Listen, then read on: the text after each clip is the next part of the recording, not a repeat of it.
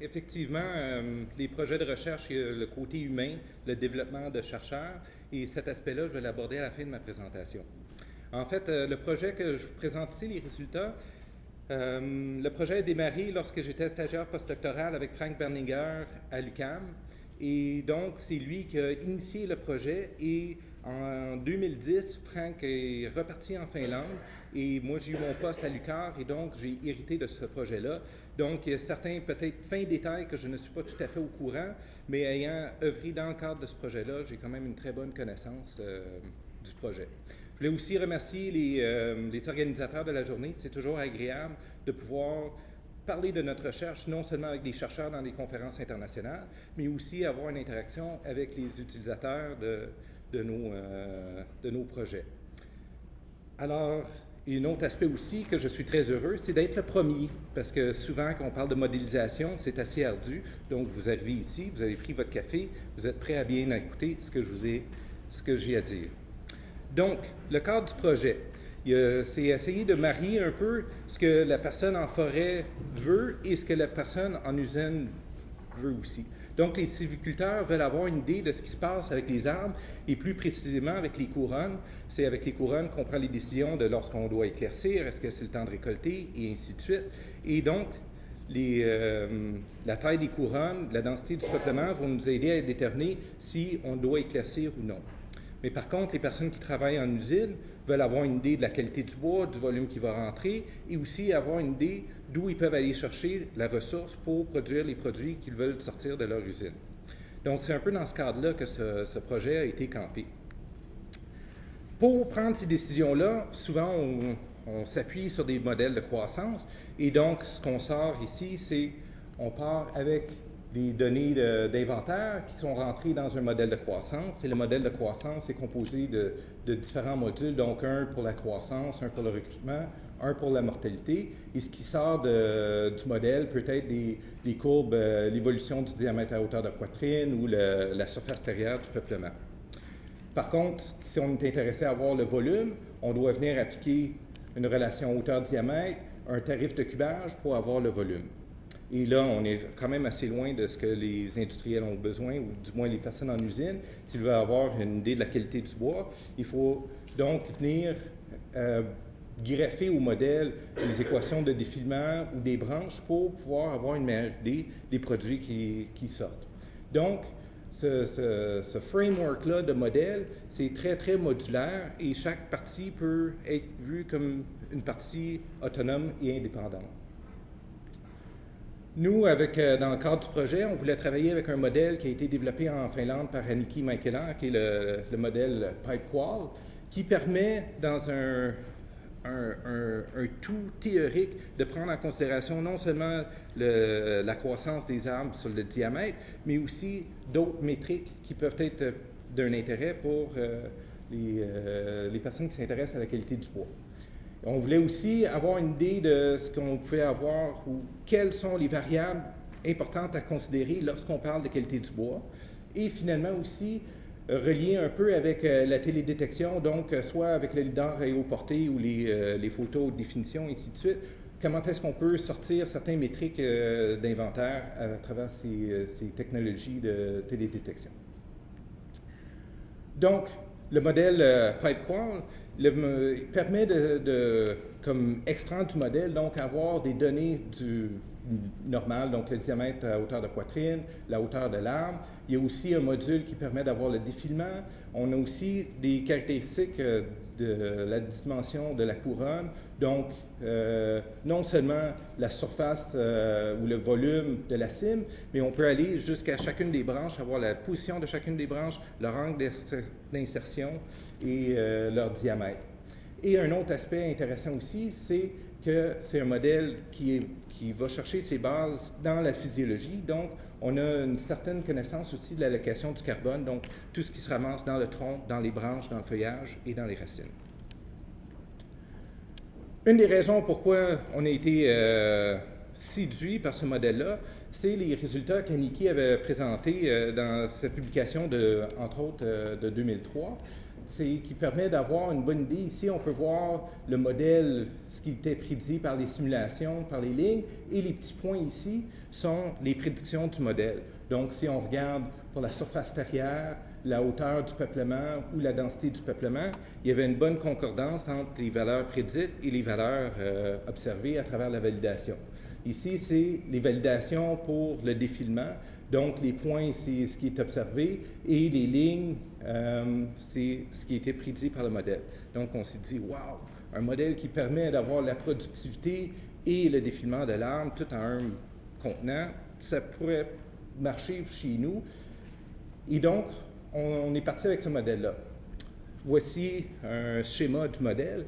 Donc, les intrants du modèle, on a besoin des classes de taille des arbres, donc avoir le nombre d'individus par classe, et pour chacune des classes, on a besoin du diamètre à hauteur de poitrine, la hauteur de l'arbre, ainsi que la longueur de la cime. La longueur de la cime, on peut le trouver à travers une relation allométrique.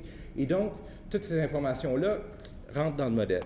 Le modèle a 3 modules différents. Il y a le module de l'arbre, qui, lui, est vraiment le moteur de croissance de l'arbre. Il y a le module verticille qui permet d'établir les données à l'échelle de chaque endroit où les branches sont insérées dans l'arbre. Et il y a le module branche qui nous donne les informations sur les branches, donc le nombre de branches par verticille, leur diamètre, leur angle d'insertion. Et donc, ici, il y a une petite boucle, donc il y a une communication entre les différents modules. Et après ça, lorsqu'on sort, les extrants du modèle sont à l'échelle de l'arbre. On peut avoir le rayon de la cime, le diamètre à hauteur de poitrine, la base de la cime, la hauteur totale. On a aussi la biomasse dans les différents compartiments, donc le feuillage, les branches, le tronc, les racines. On a les surfaces d'aubier et les surfaces de duramen à la base de la cime. Lorsqu'on descend à l'échelle du verticille, mais on a le diamètre total, la surface totale à l'échelle du verticille. On a aussi la surface d'aubier, le duramen, et la surface d'aubier, duramen totale des branches pour ce verticille-là. Et on peut décomposer à l'échelle du verticille pour chacune des branches. Donc, ça, c'est le modèle avec lequel on était parti. On va juste montrer un peu ce module-là de l'arbre. J'espère que vous avez vu le net.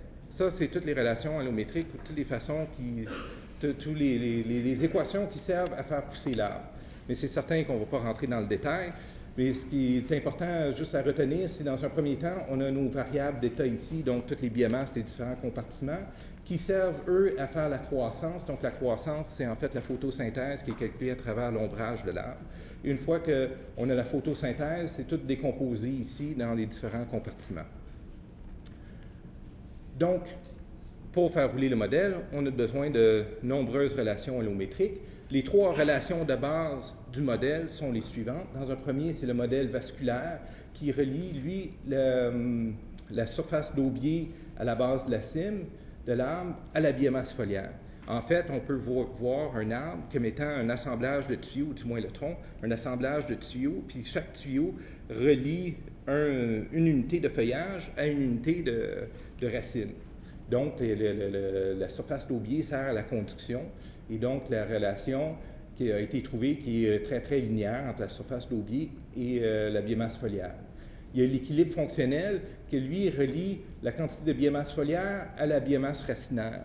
Donc, un arbre, quand il va pousser sur un site plus pauvre, va allouer plus de ressources à ses racines, et sur un site plus riche, il va allouer moins de ressources à ses racines. Et finalement, il y a une relation allométrique qui relie la longueur de la cime à la biomasse foliaire.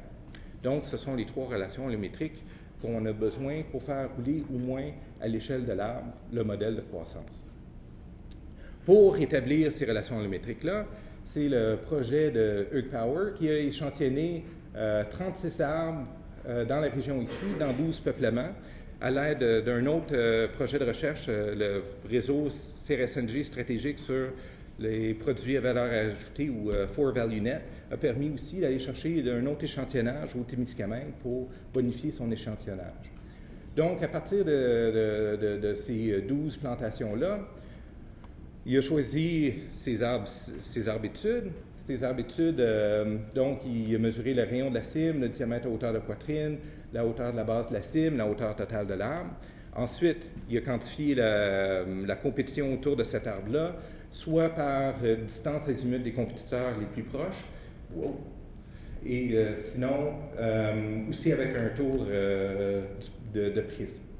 Ensuite, il y a eu certaines données de qualité du bois qui ont aussi été prises. On a pris la vitesse acoustique, déplacement de l'onde acoustique à l'intérieur de l'arbre. Ensuite, les arbres ont été abattus. On a remesuré la hauteur de l'arbre, la hauteur de la base de la cime. Toutes les branches vivantes et mortes de l'arbre ont été mesurées. Et ensuite, ces branches-là ont un certain nombre de branches, 10 branches par arbre échantillon, ont été amenées au laboratoire. On a payé d'autres personnes pour enlever toutes les aiguilles des branches pour les peser.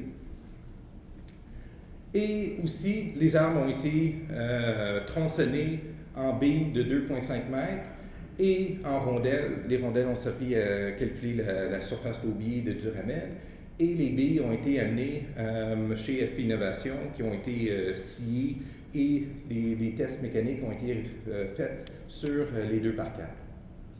Et toutes ces données-là, on se sont retrouvées dans une base de données avec laquelle on peut maintenant s'amuser à établir des relations allométriques. Donc, le projet de thèse de Hugues Power s'est concentré sur établir les relations allométriques du modèle. Donc, dans un premier temps, il a étudié la dimension de la cime ou les caractéristiques de la cime de l'épinette noire.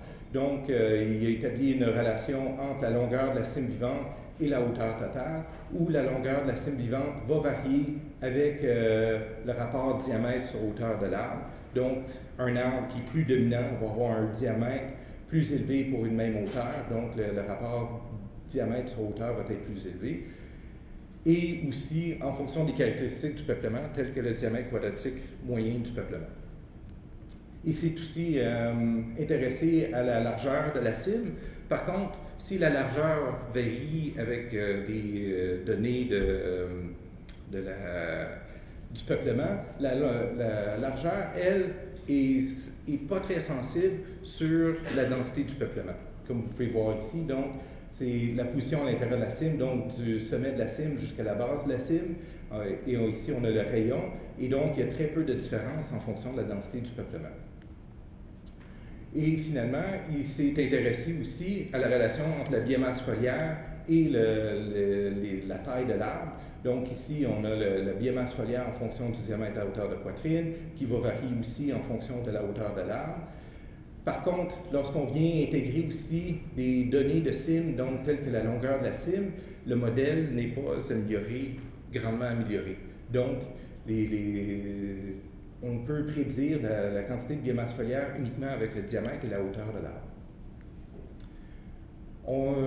Il s'est aussi intéressé à la surface d'aubier. Puis une des raisons pour lesquelles on s'intéresse à la relation entre la surface d'aubier et la biomasse foliaire, c'est une façon de faire la partition du carbone produit par l'arbre entre le feuillage et le tronc. Et donc, il y a différents modèles qui présentent la surface d'aubier ou le rapport de biomasse sur surface d'aubier à l'intérieur de la cime ou sous la cime. Donc, une des choses qui sort de son travail, c'est que l'épinette noire a une proportion de bois d'aubier par unité de feuillage plus faible que les autres espèces. Et on va voir un peu l'implication de ce résultat-là.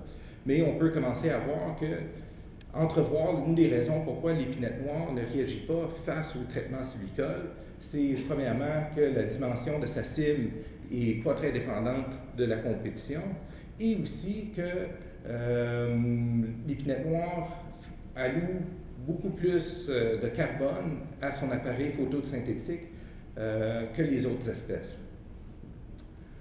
Donc, armé avec ces relations allométriques-là, on voulait l'intégrer dans le modèle de croissance. Par contre, en parallèle avec ce projet-là sur l'épinette noire, moi j'ai travaillé avec le sujet de ma thèse de doctorat sur le pain gris, essayer de faire rouler ce modèle-là avec le pain gris.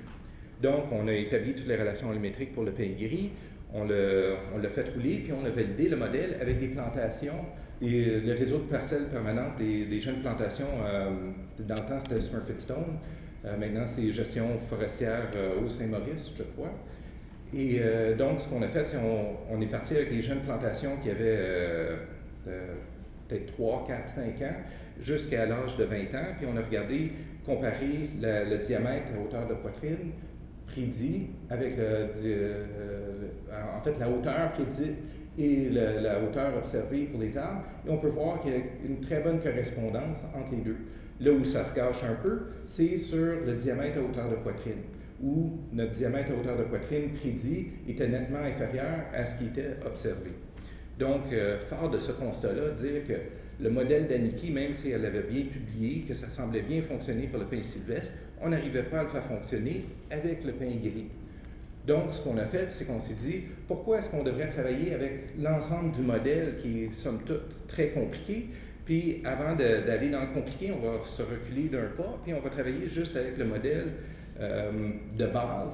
Donc, juste travailler à l'échelle de l'arbre ici, et essayer de faire rouler le modèle à l'échelle de l'arbre. Donc, oublier toutes ces variables-là de défilement puis de branches pour au moins avoir le moteur de croissance qui fonctionne comme il faut. Et ça, c'était le travail de Venti, qui était postdoc à l'UQAM.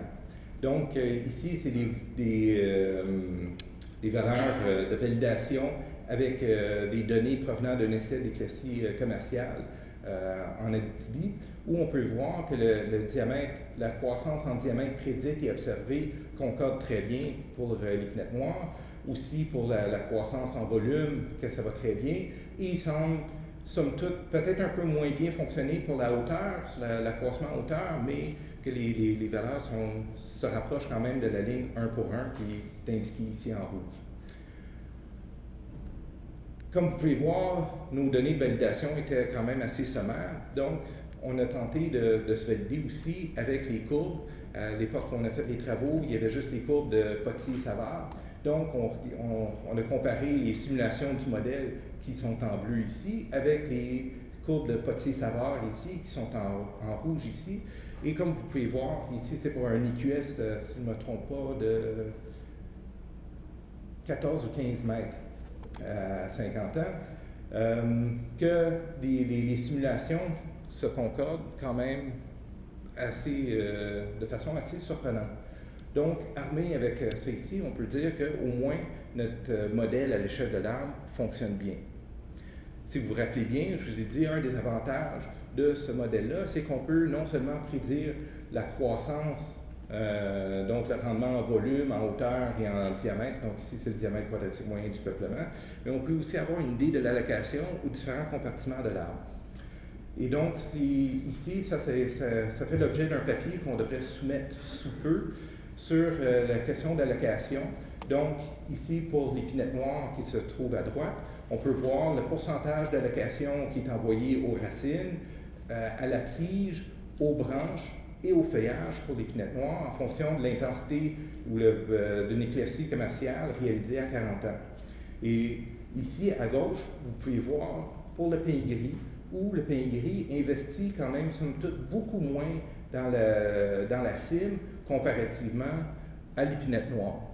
Donc, c'est peut-être pour cette raison-là que l'épinette noire n'arrive pas à réagir autant à la réduction de la densité. C'est peut-être parce qu'il a investi beaucoup plus dans son appareil photosynthétique que le pin gris. Donc, la deuxième partie du projet, c'était, on était intéressé à avoir une idée, quelles sont les variables qui nous permettraient de mieux prédire certaines caractéristiques du bois d'œuvre. Donc, ce travail-là, encore une fois, a été réalisé par Hugh Power et un postdoctorant qui est dans mon laboratoire présentement, Tony Franceschini. Donc, on voulait vraiment pouvoir établir quelles variables sont à considérer pour pouvoir prédire le module d'élasticité et de rupture. Généralement, ce type de recherche-là, on relie le MOR et le MOE à des métriques, soit le diamètre à hauteur de poitrine ou la hauteur de l'arbre. Et si vous vous rappelez bien, sur notre échantillonnage, on a mesuré la position de chacune des branches, leur diamètre, et donc on a une idée de la structure de l'arbre. Donc la question à se poser, c'est est-ce qu'il y a un certain nombre de variables qu'on devrait considérer pour améliorer nos prédictions du module d'élasticité et de rupture. Donc, on a établi des modèles avec des variables de CIM, des variables et sans variables de CIM, et à notre grand étonnement, en prenant en considération des variables de cime, donc mettons la surface totale des branches, la surface de la cime, le diamètre de la plus grosse branche, et ainsi de suite, on n'arrivait pas à améliorer le modèle. Et là, on a été un peu bafoué de ce résultat-là, mais ce manque de corrélation avec ces variables de cime-là est peut-être dû au fait qu'on n'avait que 3 arbres par plantation. Et donc, on avait une très grande variabilité entre chacun des arbres d'une même plantation, pas une plantation de peuplement. Et donc, vu qu'il y a une grande variabilité à l'intérieur des individus, on n'est pas capable de cerner l'effet site. Et donc, c'est peut-être pour ça une des raisons pour lesquelles les variables de cime ne nous aident pas à mieux prédire le module d'élasticité et de rupture. C'est peut-être dû au fait aussi que la cime des épinettes noires ne varie pas avec la densité du peuplement. Finalement, la dernière partie du projet, c'est qu'on était intéressé à pouvoir relier notre modèle de croissance avec des données obtenues par télédétection. Et notre objectif n'était pas nécessairement d'établir une façon à partir, mettons, de données LIDAR, de délimiter les arbres et avoir la hauteur de l'arbre. Il y a d'autres groupes de recherche qui sont beaucoup plus adaptés que le mien pour établir ça, mais par contre, on peut se poser la question, est-ce qu'on est capable à partir des données qu'on est capable d'extraire, donc la hauteur de chacun des arbres, est-ce qu'on est capable de prédire certaines propriétés de nos arbres individuels, donc le diamètre à hauteur de poitrine, la longueur de la cime, et ainsi de suite. Donc ici, c'est les résultats d'une analyse faite par Oudaya, que je pense qu'elle est passée dans la région ici comme stagiaire postdoctoral. Donc, on était capable de bien prédire le diamètre à hauteur de poitrine. En fait, c'est une régression non paramétrique qui a été employée. Et donc, essayer de prédire le diamètre à hauteur de poitrine à partir de la hauteur. Généralement, ce que nous, on est habitué de voir, c'est prédire la hauteur à partir du DHP. Mais si on se place dans un contexte de télédétection, on a la hauteur des arbres, on n'a pas le diamètre. Donc, on est capable de très bien prédire le DHP d'un arbre une fois qu'on a sa hauteur. On est capable de très bien décrire aussi la longueur de la cime, mais par contre, pour la largeur de la cime, c'est un peu plus difficile. Finalement, à travers tous ces résultats-là, qu'est-ce qu'on peut retenir? C'est dans un premier temps, c'est qu'on a une meilleure compréhension de la croissance de l'épinette noire. Et donc, peut-être que le manque de réaction de l'épinette noire est relié vraiment à son choix d'allouer plus de ressources à son feuillage et à sa branche. Et à ses branches. On a aussi notre simulateur de croissance qui permet non seulement de prédire la croissance, mais aussi l'allocation aux différents compartiments de l'arbre. Et ce modèle-là est disponible sur un chiffrier Excel, étant donné que notre papier n'est pas encore accepté. C'est pour ça qu'on ne le diffuse pas encore. Mais il y a aussi, comme je vous ai mentionné, le côté humain. Nous sommes en fait 4 personnes qui sont passées par là. Qui ont travaillé activement dans le projet. Donc, le premier, Hugues Power, qui était étudiant en thèse, qui travaille maintenant à la direction de la recherche forestière. Il y a Oudaya, qui est spécialiste de la télédétection, qui vient juste accepter un poste chez FP Innovation. Il y a Vinci, qui est maintenant rendu chargé de projet aux Pays-Bas sur un projet de recherche qui regroupe une douzaine d'universités. Et il y a moi aussi, qui a eu un poste à l'Université du Québec à Rimouski. Et donc, c'est le côté du succès humain. Et ce projet-là, il va sans dire que a été... j'étais pas seul dans ce projet-là. Il y a les différents étudiants-chercheurs qui ont contribué au projet. Il y a aussi Frank Berninger qui a démarré le projet, Cornelia qui a participé, il y a Daniel de la DRF, Isabelle Duchesne. Comme j'ai vu dans votre document qui était marqué qu'elle était de l'université en Suède, en fait, c'est une coquille que je n'ai pas vue. Et en fait, elle est chez Ressources naturelles Canada au CFL. Alors sur ça, ça fait le tour de ma présentation.